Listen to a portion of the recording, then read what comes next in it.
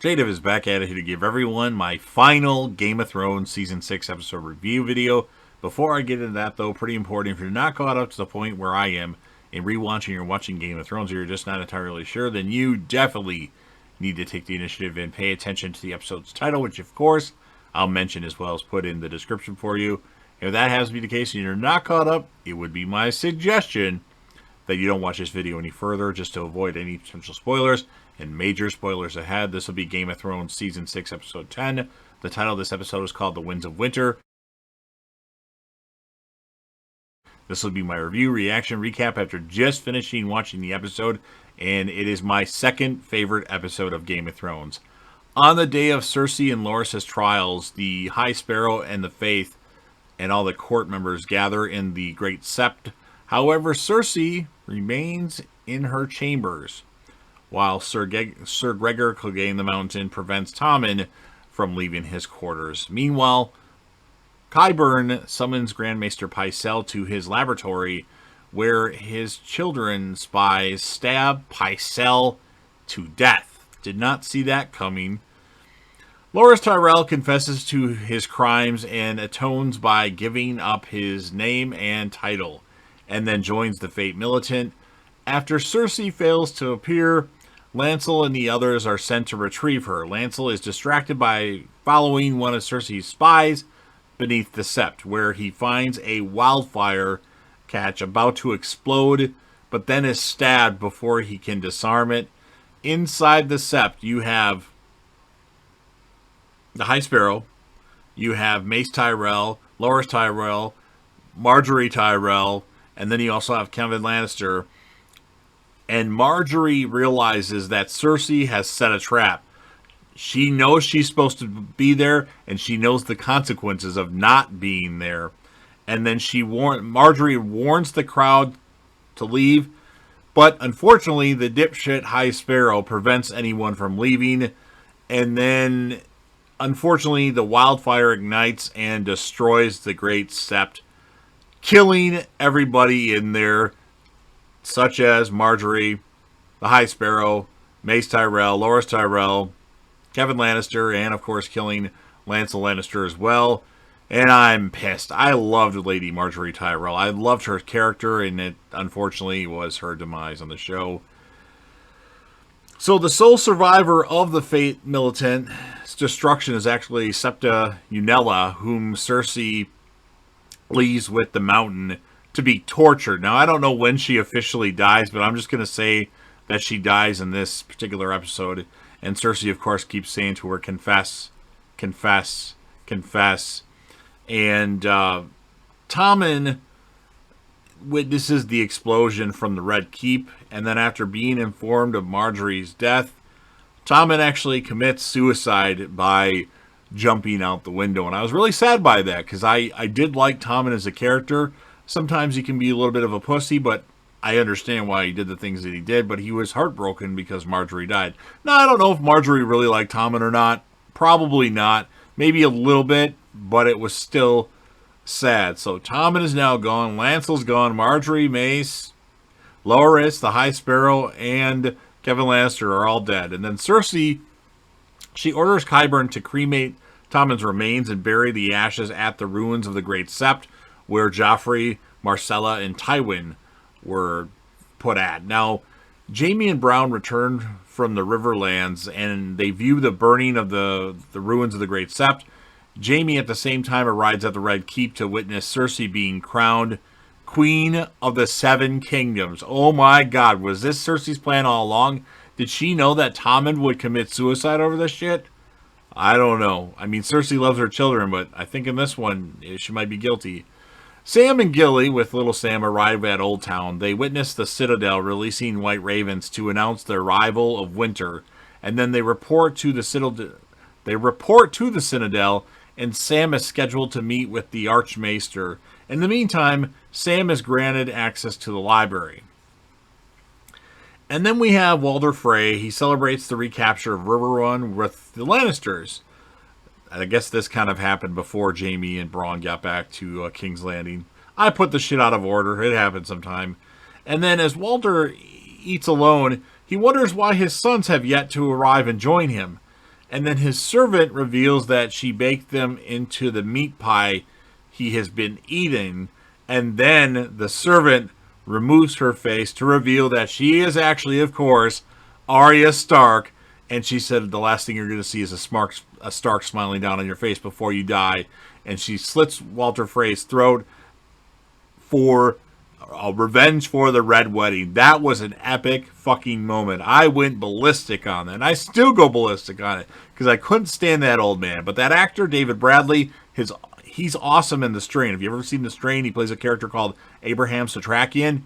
Awesome character, but in the Game of Thrones, just hate Walder Frey. Davos confronts Melisandre about Shireen's death.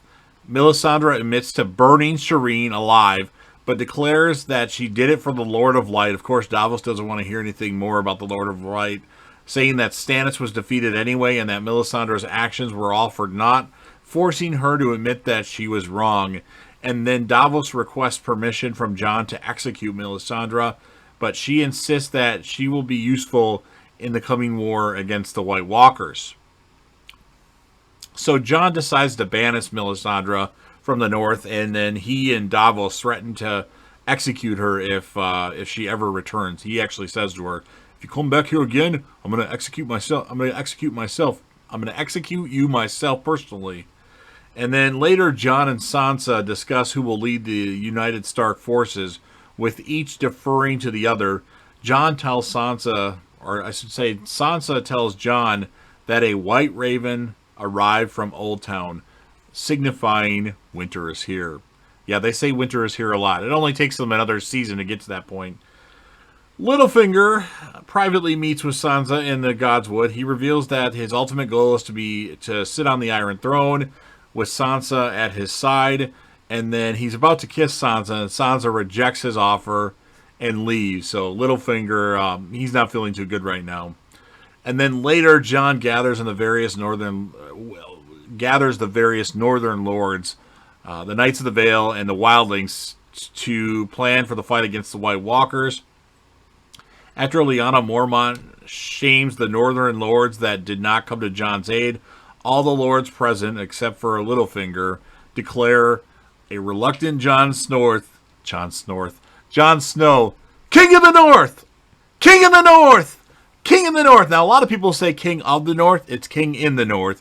It's kind of like a interesting thing. Mandela effect, apparently. But it's King in the North. So they chant that for about 20 minutes. And then a grieving Lady Olenna meets with Ellaria Sand and her three daughters concerning the possibility of an alliance against Cersei. And Olenna, while grieving, is really funny and like says funny stuff to each one of the Sand Snakes. And like talks to the youngest one that showed her body to Bronn in season 3. No, not season 3. I'm sorry, season 5. And he's like, she asks her a question, and then when she's about to answer, she says, "Oh, no, let's have the big girls talk," or the ladies. I can't remember what exactly she said. And I actually wanted to go back and watch it, but I didn't. So that was hilarious. And what they want to do is Ellaria Sand presents Varys, who offers Olenna vengeance by allying with Daenerys Targaryen. And then Mira and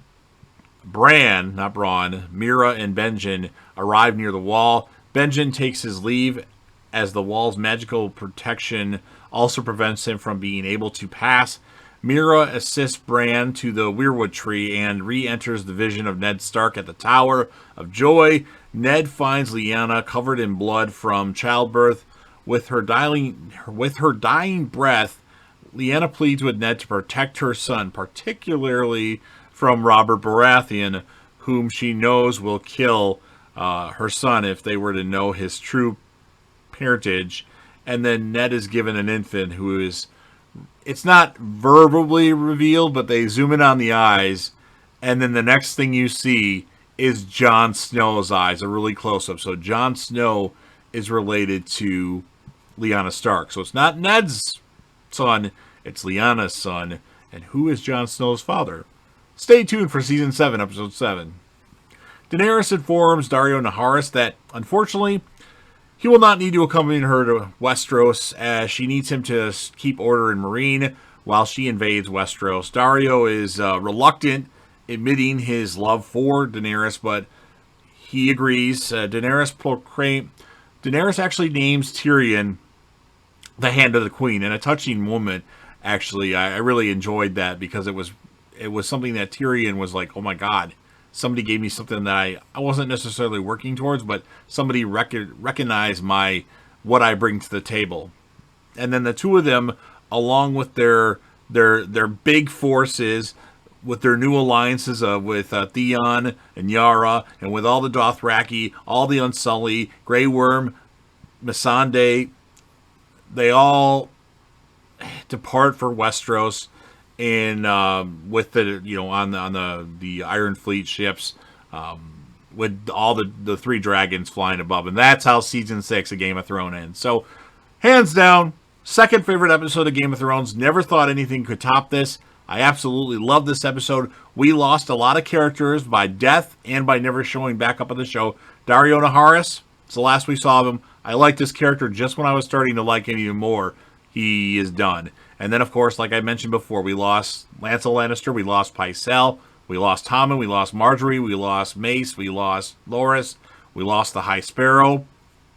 All those characters died in this episode. So it's a crazy episode. 10 out of 10. In fact, I'm giving it a 20 out of 10. And my character of the episode, it could have been a couple different people. I'm going to give it to Cersei Lannister because she was crazy in this episode. She set up a plan and put it into motion. And actually, another character death that I didn't mention, Walder Frey. Well, I mentioned it in my review, but didn't mention it just now. So Walder Frey died, and that was one of the best scenes in the whole episode. But Arya, unfortunately, cannot be character of the episode because of what Cersei organized and had planned out. And I think most likely we lost Septa Onella in this episode too. I don't know when she actually died. So, awesome episode. You've heard me ramble about it enough. I want to hear what you have to say, so don't forget to smash that like button. If you think this video is so awesome and you want other people to hear it, share it across all your platforms. Sound off in the comment section about your thoughts. Who would you give the character of the episode to? What would you score this episode? I hope you give it a 10 because it's a 10. These last two episodes, Battle of the Bastards, The Winds of Winter, both amazing episodes. And of course, last but certainly not least, I definitely want to grow the channel. I'm trying. Don't forget to hit that sub button, subscribe to the channel, join the team, show your damn support, and be a part of something special. And JDev will return.